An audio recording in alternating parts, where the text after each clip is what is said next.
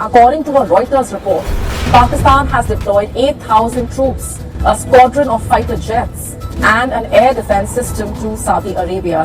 दरअसल खबर सामने आई है कि पाकिस्तान ने सऊदी अरब में अपने 8,000 सैनिक, J-17 लड़ाकू विमानों का एक स्क्वाड्रन और चीन में बना हुआ HQ-9 एयर डिफेंस सिस्टम भी तैनात कर दिया है। नाजरीन, अमरीकी सदर डोनाल्ड ट्रंप की डिटाई और हठधर्मी ने एक तरफ पूरे मशरक़ वुस्ता को तीसरी आलमी जंग के दहाने पर पहुंचा दिया।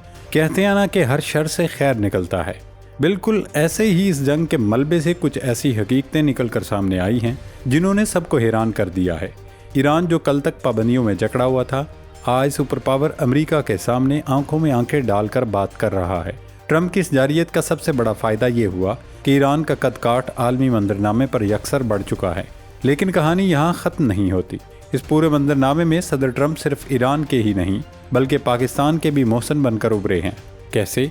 वो ऐसे कि जब दुनिया जंग की आग में झुलसने का खौफ पाले बैठी थी तो पाकिस्तान इस मलबे से एक आलमी सालिस, एक अमन पसंद लीडर बनकर उभरा, जिससे दुनिया भर में पाकिस्तान की इज्जत और तौकीर को चार चांद लग गए। और इसी दौरान मशरक़ वुस्ता से सबसे बड़ी हलचल मचाने वाली खबर आ रही है। सऊदी अरब की फ़िज़ाओं में पाकिस्तानी फ़ौज और फाइटर जेट्स मुतहरक हो चुके हैं। J-17 थंडर तैयारों की गरजदार आवाज़ों और पाकिस्तानी शाहीनों के दस्तों ने सऊदी सरजमीन पर कदम रख कर ये साबित कर दिया है कि उम्मत मुस्लिमा के दिफा की जब भी बात आएगी, पाकिस्तानी फ़ौज हरावल दस्ता होगी।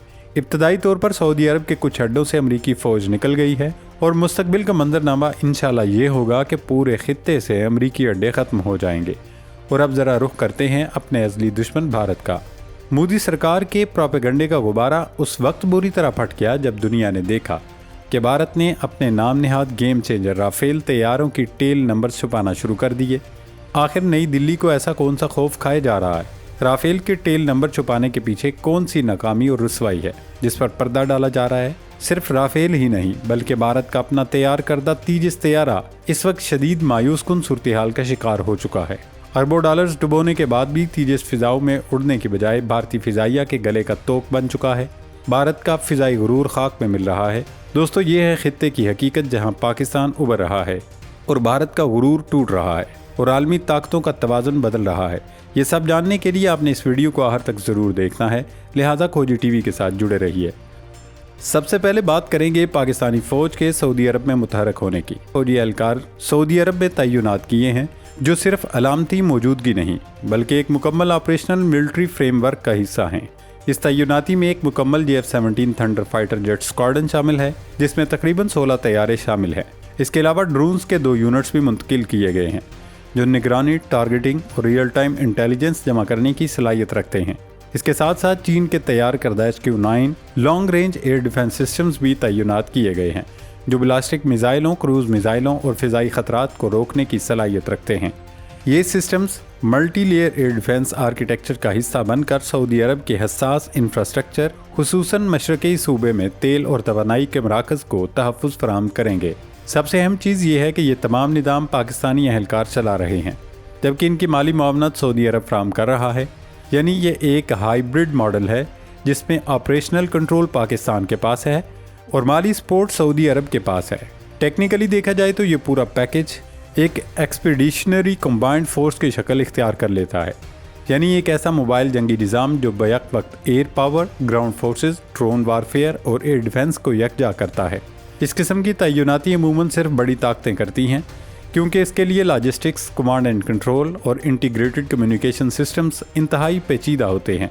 J-17 थंडर इस सेटअप में एक मल्टी रोल प्लेटफॉर्म के तौर पर काम कर रहा है जो air to air interception, ground attack और महदूद इलेक्ट्रॉनिक वारफेयर मिशंस अंजाम दे सकता है। पाकिस्तान की जानिब से चीनी साख्ता HQ-9 सिस्टम की सऊदी अरब में तैनाती को बहुत ही ज़्यादा अहमियत दी जा रही है क्योंकि ये तवील फासले पर आने वाले ख़तरात को ट्रैक और इंटरसेप्ट करने की सलाहियत रखता है। इसकी रेंज और रडार नेटवर्क सऊदी अरब के मौजूदा अमरीकी और मुकामी एयर डिफेंस सिस्टम्स के साथ मिलकर एक ज़्यादा गहरी दिफाई शील्ड बनाते हैं।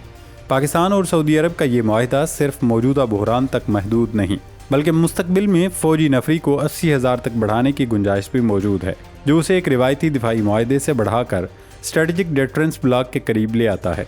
इस पूरी तैनाती का सबसे अहम तकनीकी पहलू ये है कि ये सिर्फ हार्डवेयर की मुंतकिली नहीं بلکہ ایک مکمل کمانڈ، کنٹرول، کمیونیکیشن، کمپیوٹرز اور انٹیلیجنس سسٹم کے تحت چلنے والا مضبوط جنگی ڈھانچہ ہے۔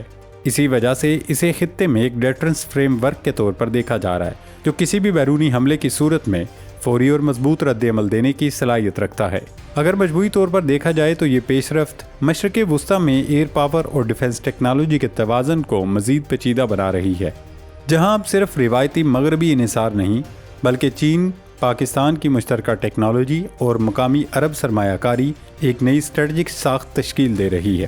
کچھ لوگ یہ بھی کہہ رہے ہیں کہ سعودی عرب میں موجود پاکستان کی یہ فوج ایران کے کسی حملے کے خلاف استعمال ہوگی، لیکن لگتا نہیں کہ ایران ایسا کوئی بڑا قدم اٹھائے گا، اور نہ ہی سعودی عرب ایران سے جنگ کرنے کا کوئی ارادہ رکھتا ہے۔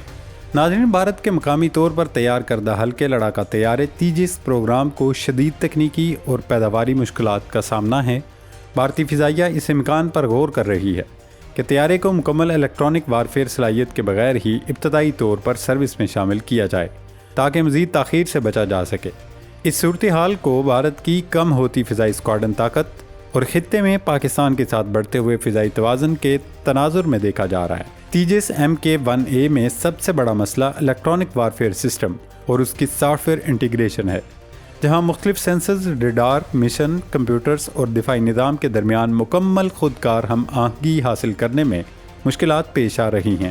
بھارتی حکام مبینہ طور پر اس آپشن پر بھی غور کر رہے ہیں کہ ابتدائی مرحلے میں کچھ الیکٹرانک وارفیئر فیچرز کو دستی کنٹرول پر رکھا جائے، جبکہ بنیادی جنگی صلاحیتوں جیسے ریڈار اور میزائل سسٹمز کو فعال رکھنے کی کوشش کی جا رہی ہے۔ اس پروگرام میں تاخیر کی ایک اہم وجہ امریکی کمپنی GE ایروسپیس کے F404 انجنوں کی فراہمی میں رکاوٹ بھی ہے۔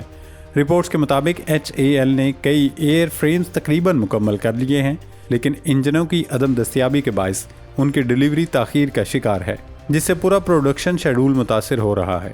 اس وقت بھارتی فضائیہ تقریباً 29 آپریشنل اسکواڈرنز تک محدود ہے، جبکہ اس کا ہدف 42 اسکواڈرنز ہے، جس کی وجہ سے نئی دلی پر اپنی فضائی طاقت جلد از جلد بحال کرنے کا دباؤ بڑھ رہا ہے۔ بھارت کے لیے پاکستان کا JF-17 تھنڈر پروگرام بھی ایک مثال ہے، جسے چین اور پاکستان کے مشترکہ تعاون سے تیار کیا گیا ہے۔ یہ نسبتاً تیزی سے آگے بڑھنے والا فائٹر جیٹ پروگرام ہے۔ پاکستان پہلے ہی بڑی تعداد میں JF-17 طیارے آپریشنل کر چکا ہے، جبکہ اس کی برآمدات بھی بڑھ رہی ہیں۔ اس کے مقابلے میں تیجس پروگرام اب بھی engine supply, soft where integration اور سسٹم ڈیولپمنٹ جیسے بنیادی مسائل سے دوچار ہے۔